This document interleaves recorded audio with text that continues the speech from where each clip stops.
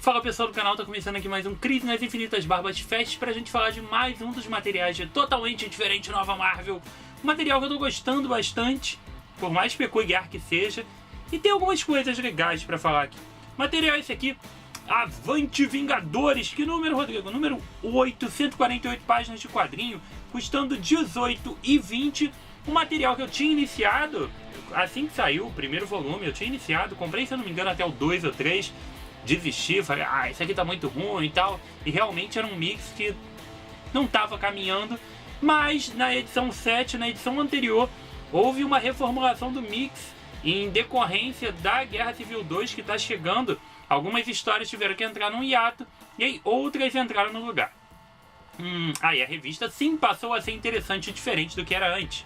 Então agora eu estou acompanhando. E provavelmente quando acabar essas histórias estão aqui, eu vou largar de novo a revista. Sim, muito provável.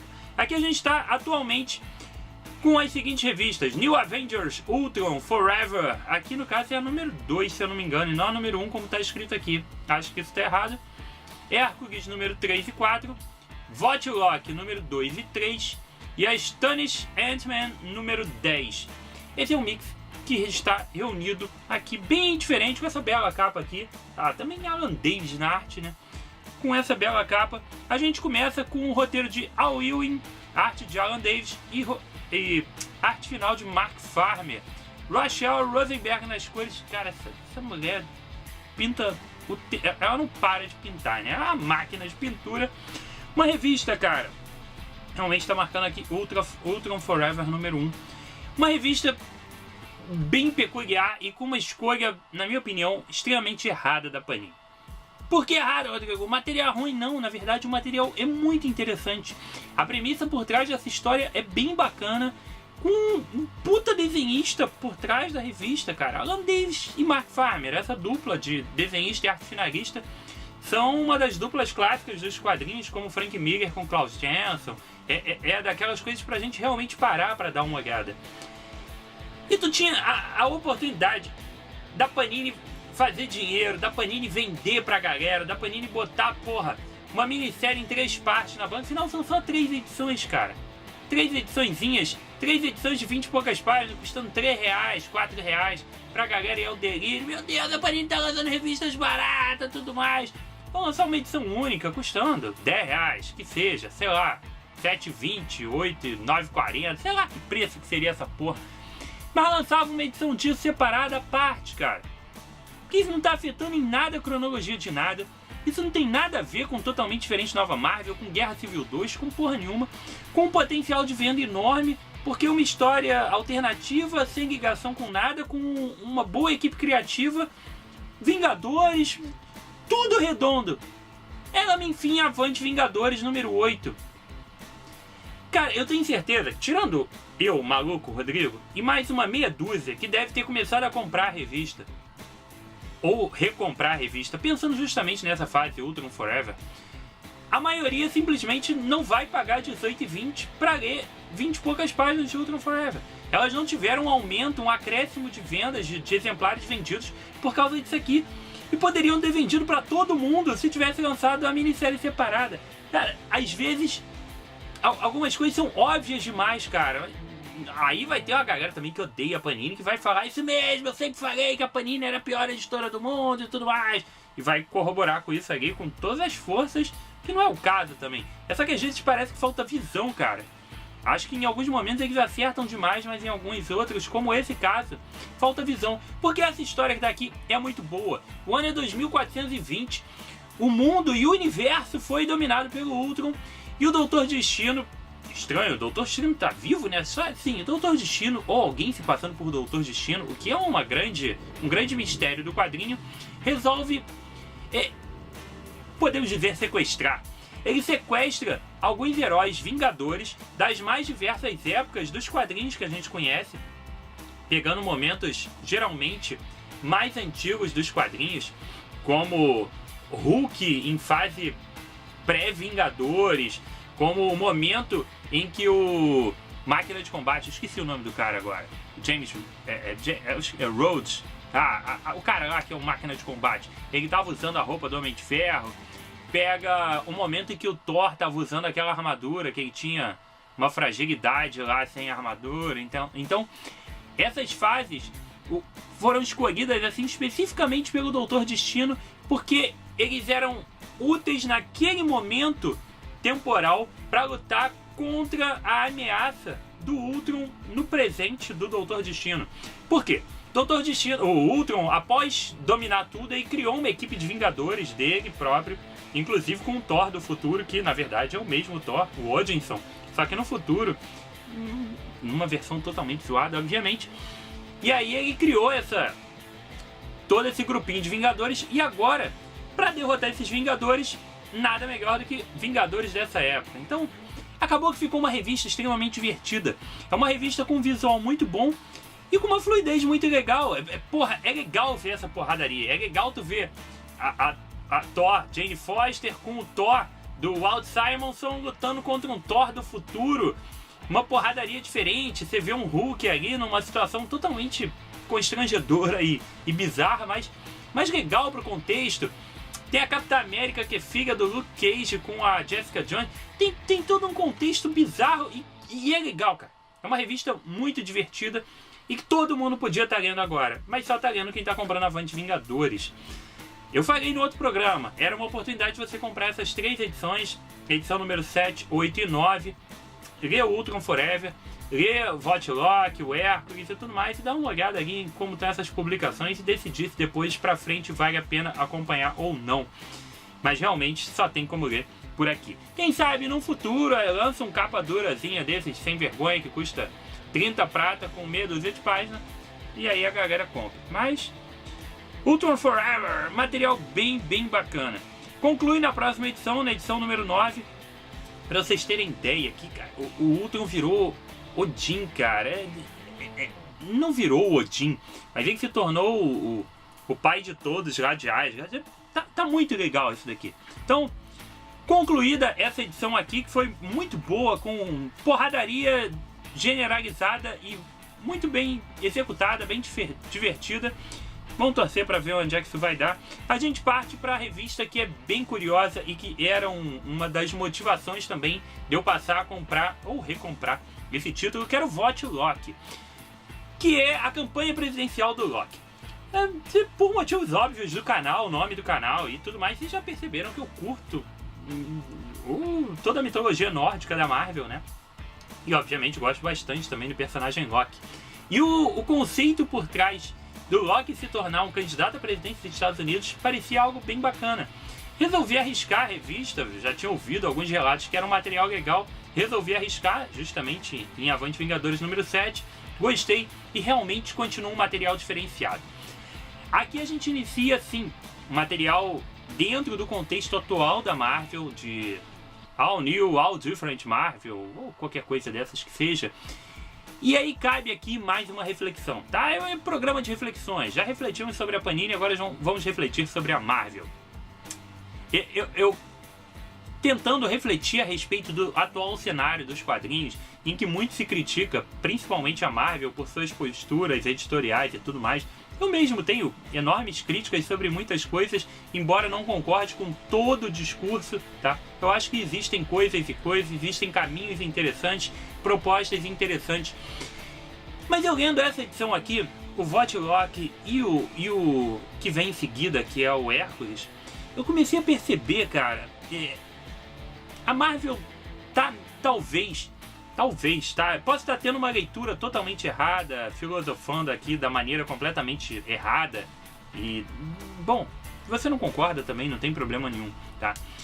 Talvez, somente talvez, boa parte dessa fase atual da Marvel esteja tentando não só simplesmente trazer esses conceitos atuais de inclusão, diversidade e etc, tá? Acho que talvez ela esteja passando por uma mudança na linha editorial, na tentativa de escrever histórias com um ar diferenciado. Não tô entrando no mérito da qualidade da revista não, tá? E se tá certo o caminho e tudo mais. Só tô vendo o que eu tô percebendo. E eu tem encontrado coisas boas no meio disso, mas isso é uma outra relação que a gente pode fazer depois. Mas ela está tentando escrever histórias, talvez tentando propor histórias com uma pegada que a gente não está acostumado a ver no mundo dos quadrinhos. Talvez a maior crítica em cima do atual cenário da Marvel possa ser não simplesmente no ponto das inclusões, da diversidade e disso que incomoda muito os leitores, sim, por N motivos, mas talvez, e sem a gente perceber, ou sem ter percebido direito até agora, a Marvel está fazendo uma mudança total na sua forma de contar histórias. Esse material que eu tô lendo, como o Votilock, a Jessica Drill, o próprio Hércules, eles estão vindo com um ar de quadrinho que não é Marvel e DC. Eles estão vindo com alguma coisa... Eu não vou chegar ao ponto de dizer Vertigo, tá? Mas eles estão vindo com um ar diferente. Eles estão vindo com um ar de história, talvez da Image. Não por conter violência, nem nada disso, mas pela forma de abordar os temas, a forma e os próprios temas propostos, tá? Aqui em Votilock, a gente está acompanhando o Loki. É uma revista do Loki, porra, que ele tá tentando ser presidente dos Estados Unidos. É uma série que tá correndo, já são, porra, 3 números publicados, vem mais 2 na próxima edição. Isso é totalmente fora do padrão de quadrinhos que a gente está acostumado a abrir uma revista e ver o Loki aprontando pra cima do Thor e tomando porrada na cabeça com o martelo, cara. A gente não vê isso. A gente viu já o Lex Luthor concorrendo e ganhando a presidência dos Estados Unidos. A gente já viu outros tipos de coisa assim acontecendo. Mas da forma que está sendo contado, da forma que a linha narrativa tá seguindo, isso é diferente do que a gente está acostumado. Então, a gente está...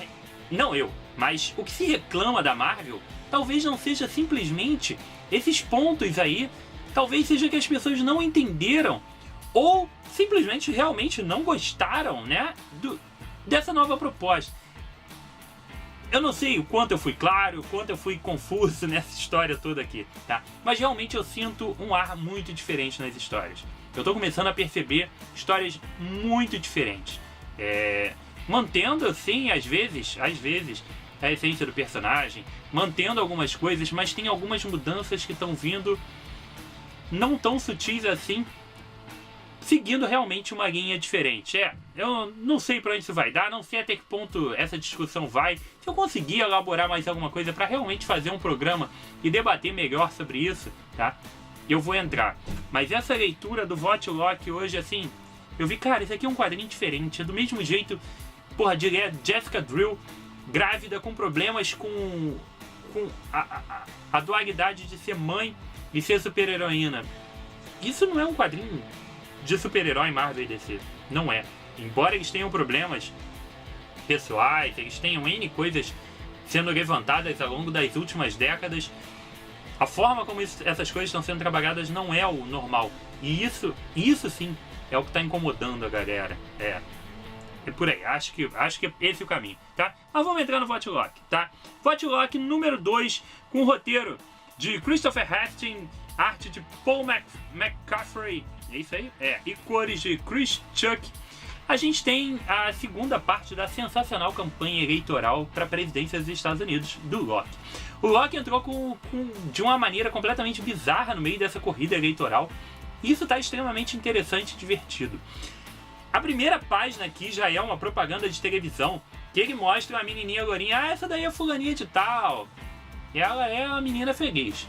Aí mostra um cara lá da Latvéria. A Latvéria tá sem o Doutor Destino, né? Afinal de contas, ele desapareceu depois das Guerras Secretas. Porra nenhuma, ele tá lá batendo papo com o Tony Stark, mas ele desapareceu.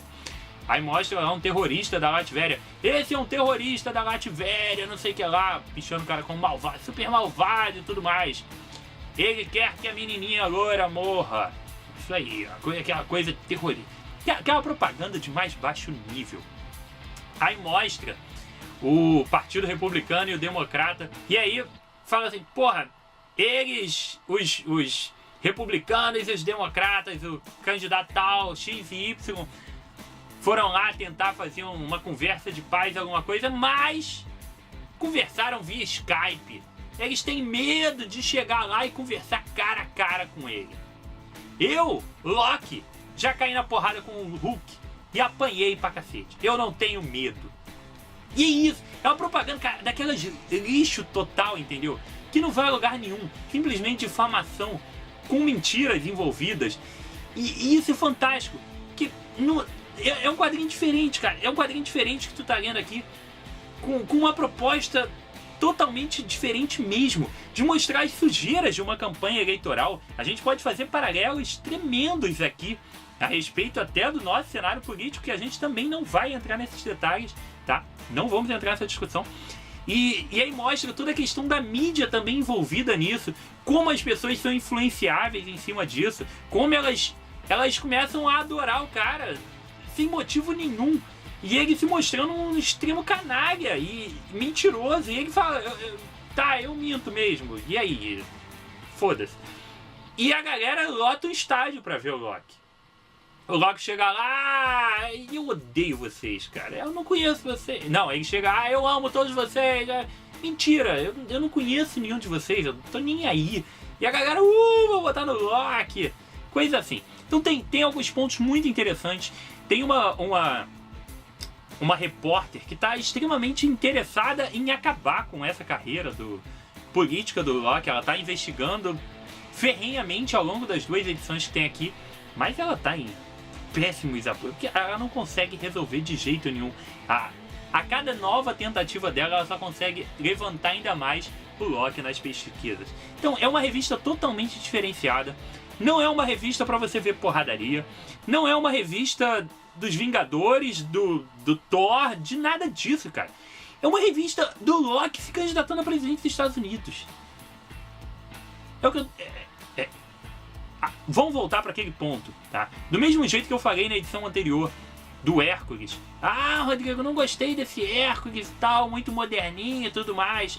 Se a Image ou outra editora diferente, Top Call, qualquer uma dessas aí, tivesse feito um Hércules, simplesmente um Hércules, sem ser o personagem da Marvel, passando pelas mesmas coisas, ia estar aí, saindo em capa dura pela Geektopia, ia estar saindo sem desmerecer não, mas ia estar sendo falado agora com um material legal, ia estar saindo pela Mitos, pela Devir e tudo mais.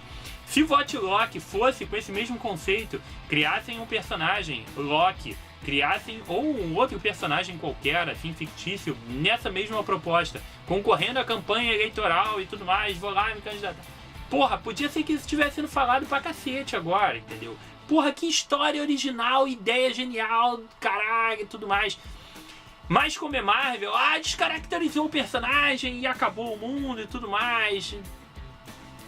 Aí entra toda essa discussão, tá? Mas estou gostando muito, acho que é uma revista legal. E é aquilo, eu acho que as coisas que estão sendo publicadas em Avante Vingadores não vão ser republicadas. A verdade é essa, acho que ou leia agora ou você não vai ler, tá?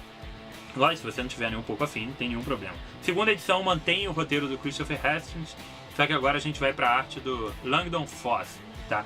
E continua um material com uma arte diferente, é uma arte, cara, realmente das revistas que a gente tá vendo aí, como eu disse, da Geektopia, da Devir, que mais? Dessas editoras diferentes aí. Desse naipe mesmo. É um material diferente, não é um material... Também nem sei se era pra estar aqui, cara. Também se não tivesse aqui, bom. E fechando, a gente vai pro Hércules. Hércules tá na pegada moderninha. Isso mesmo. Hércules tá ali cansado de ser o beberrão, o personagem, que não tem muito crédito e tudo mais. Tá caindo na porrada contra qualquer perigo que apareça em Nova York, ali, agindo como herói de verdade e moderninho. Botou uma roupa diferente, tem uma arma que atira bala de borracha e tudo mais. Tá seguindo um caminho diferenciado. Tudo pra ser ruim. Tudo. Mas não é. É uma história legal, mas falta alguma coisa, infelizmente, tá? Ela caminha bem na primeira edição, aí cai na porrada com os centauros. O roteiro do Dan Abnett e a arte do Luke Ross é muito boa, cara. é um senhor desenhista, então isso já motiva. Tem um personagem legal, que é esqueci o nome do cara, o Gilgamesh, que tá morando com Hércules, que tem uma participação interessante e importante na revista, e ela parecia que ia caminhar para algo mais original e mais interessante. Só que aí ela se perde. Na edição número 4, não que ela se perca completamente, ela se perde um pouco pra mim, tá? Mas eu quero ver pra onde isso vai dar, pra realmente dar um parecer de se isso é bom ou não. Na edição número 4, a gente nos é revelado o real perigo, o real mal que tá surgindo pro Hércules nessa história. E aí, cara, pra quem tá acompanhando Deuses Americanos, pra quem já leu o livro, eu li o livro do Neil Gaiman, Deuses Americanos, aí a gente entra em Deuses Americanos. A gente entra exatamente no conceito de que novas divindades estão surgindo devido aos tempos modernos. E vai haver um choque entre antigas divindades e novas divindades. Não vou nem dizer que foi o Neil Gaiman que criou isso, porque provavelmente isso já existe há séculos. É o conceito de novas religiões surgindo e uma sucedendo a outra e tudo mais. Isso acontecia muito mais antigamente, mas ainda existe isso hoje. Mas ficou muito caracterizado como um caminho parecido com o do Neil Gaiman. Isso me incomodou um pouco. Lógico que isso pode se desenvolver de uma maneira bem legal, pode caminhar bacana e ficar uma revista divertida. Ainda é divertido, porque tem umas sequências legais de porrada, o Hércules está se mostrando um personagem legal, com uma mudança de postura, mas também não sei para onde isso vai caminhar. Mas não é uma revista para se descartar. Tanto dentro desse contexto Avante Vingadores, ela é uma revista legal que vale a pena ser conferida, tá? Compraria ela sozinha? Não. Compraria Vote Loki sozinha e compraria Ultron Forever sozinha. Mas Hércules, realmente, eu não iria acompanhar uma revista mensal do Hércules nesse sentido, sem estar no mix, não, tá? Pra fechar, a gente vai para o Homem-Formiga, Astonishing Ant-Man, número 10, trazendo aqui o roteiro de Nick Spencer, arte de Ramon Rosanas e cores de Jordan Boyd. Aqui a gente pega finalmente por que o Scott Lang foi preso. A gente foi, desde a primeira edição, 10 edições atrás, a gente viu que o Scott Lang estava preso e a gente ainda não sabia por quê. Ele estava contando toda a história, que já estava se arrastando ao longo de 10 edições, de como ele chegou ao ponto de estar preso novamente. Aqui finalmente a gente vê, através de mais uma edição divertida, com a participação de um monte de personagens bizarros, como que finalmente ele voltou para a cadeia. É uma história divertida, com uma arte legal, mais uma que dentro do conceito mix, ela vale, tá? Ela fica aceitável. O grande lance do mix, cara, é que eu sei que tem escolhas erradas de história, às vezes a gente não gosta da maior parte da revista, mas o mix é o melhor custo-benefício de revista, não tem como escapar disso. Aqui a gente tem 6 edições por R$18,20. No fim das contas, esse é o menor valor para se pagar. Então, se você for parar para ver quanto custa 6 edições de DC Rebirth atualmente, 6 edições únicas, tá? Não edições de banca do Brasil. Cada edição de DC Rebirth custa o quê? R$7,50. Se a gente for parar para pensar em 6 edições, a gente tem que comprar 3 edições de R$7,50, dá R$22,50.